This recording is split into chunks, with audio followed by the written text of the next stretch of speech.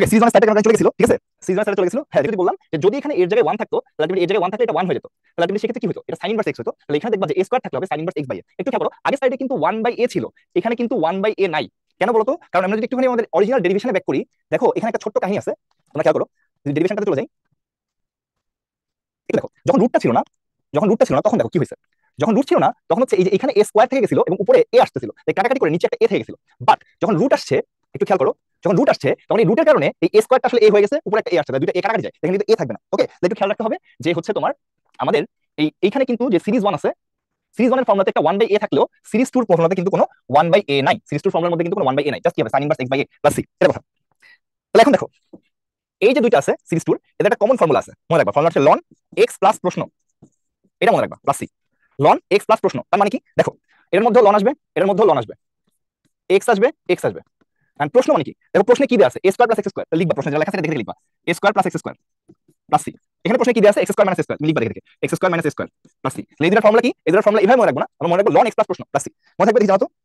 দেখো কি বললাম যে এখানে তোমার a স্কয়ার sin ইনভার্সের মতো দেখতে, জাস্ট এখানে 1 হলে sin ইনভার্স হতো, ওইটার ফর্মুলা sin ইনভার্সের মতোই থাকবে। আর বাকি দুটোর জন্য একটা কমন ফর্মুলা আছে, এটা কি? ln x প্লাস প্রশ্নে যা দেয়া আছে প্লাস c। তাহলে প্রশ্নে কি দেয়া আছে? প্রশ্নে দেয়া আছে a square plus x square, এটা লিখে দিলাম। এখানে প্রশ্নে যা লেখা আছে এটা আমি লিখে দিলাম, ঠিক আছে।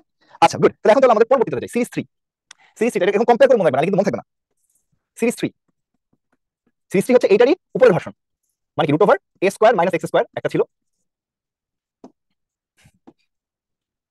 Root over a square plus x square একটা ছিল, এবং root over x square minus square একটা ছিল। ওকে, তা দেখো এই তিনটার একটা কমন ফর্মুলা আছে, তোমরা যদি খেয়াল করে থাকো তিনটার ফর্মুলা একই রকম দেখতে। x/2 আসছিল প্রশ্ন, প্রশ্নে যা দেয়া আছে এটাই আসছিল, প্লাস আসছিল অথবা মাইনাসের একটা আসছিল, দুইটা আসে নাই, যেকোনো একটা আসছে। তারপর এটা ছিল a²/2 টাইপের কিছু একটা আসছে, এখানে কিছু একটা আসছিল। দেখো এখানে যেটা আসছিল হচ্ছে প্রশ্ন নিচে থাকলে যা হতো, একটু খেয়াল রেখো, নিচে থাকলে যা হতো, এটা মনে রাখবা সূত্র। সূত্র এবিসিডি মনে রাখবো না। কি বললাম?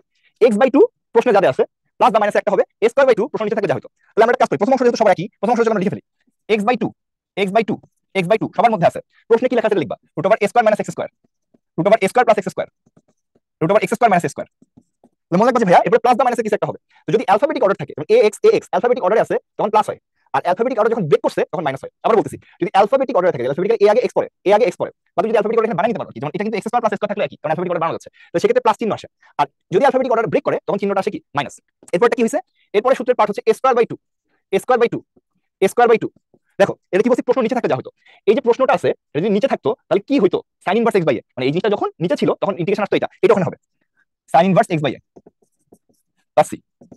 আবার দেখো এই প্রশ্নটা যখন নিচে ছিল তখন ইন্টিগ্রেশন কি আসতো, ln x প্লাস প্রশ্ন, লেখা থাকবে ln x প্লাস প্রশ্ন।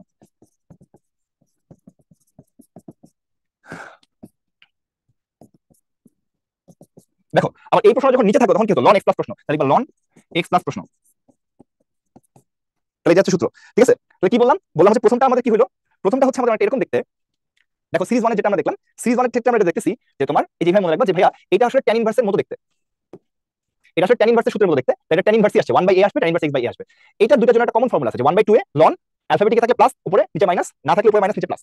তারপরটার জন্য হচ্ছে এটা sin ইনভার্সের সূত্রের মতো প্রায়, এটা sin ইনভার্স আসবে x বাই a আসবে। আর এদের জন্য কমন সূত্র আছে ln x প্লাস প্রশ্ন। আচ্ছা এই তিনটা মনে রাখা খুব টাফ থাকে, তাই আমরা একটা কমন সূত্র বানাইছি যে x/2 প্রশ্ন প্লাস বা মাইনাস একটা হবে, a²/2 প্রশ্ন নিচে থাকলে যা হতো। তার মানে কি x/2 যা দেয়া আছে এটা, a²/2 প্রশ্নটা নিচে থাকলে যা হতো sin inverse x by a। একইভাবে প্রত্যেকটা হবে, শুধুমাত্র অ্যালফাবেটিক অর্ডার ব্রেক করলে মাঝখানে মাইনাস হবে, ঠিক আছে। এই জানো তো, বুঝতে পারছো নাকি? জানো একটু পর ব্লাস্ট করবে। এই না, আমাদের এখন 3 ঘন্টায় হয়, সরি 3.5 ঘন্টায় হয় না, এরকম করো কেন? আচ্ছা তাহলে আমরা সামনে যাই।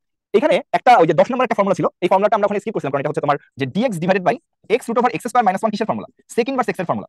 তো এর মতো একটা ফর্মুলা আছে আমাদের, সেটা কি? এই যে তুমি x square minus a square আছে, তুমি ধরে নিবা x সমান a sec থিটা, তাহলে dx এর মান আসবে a sec theta tan theta d theta.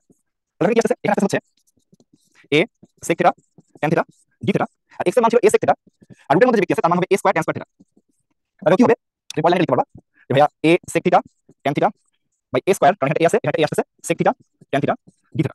তাহলে এইটার সাথে কাটলে a থাকে, sec কাটা যায়, tan কাটা যায়, তাহলে থাকে 1/a ইন্টিগ্রেশন d থিটা। তো d থিটা ইন্টিগ্রেশন করলে আসবে থিটা প্লাস c। এখানে থিটার মান কি আসবে, x বাই a লেখা যাবে sec থিটা, তাহলে থিটার মান আসবে sec inverse x by a plus c। লেখা যাবে তোমার 1/a sec inverse x by a plus c। এটা সিরিজ 1 এর সাথে একটা ফর্মুলা দিয়েছি এখানে। সিরিজ 1 এর মধ্যে দেখো আমরা একটা ফর্মুলা অ্যাড করতে পারি যে ভাইয়া dx divide by x root over x square minus a square থাকলে কি হবে। তো মনে রাখবে এখানে এর মানটা 1 হতো, তাহলে এখানে জানা dx divide by x root over x square minus 1, মানে sec ইনভার্স x আসতো।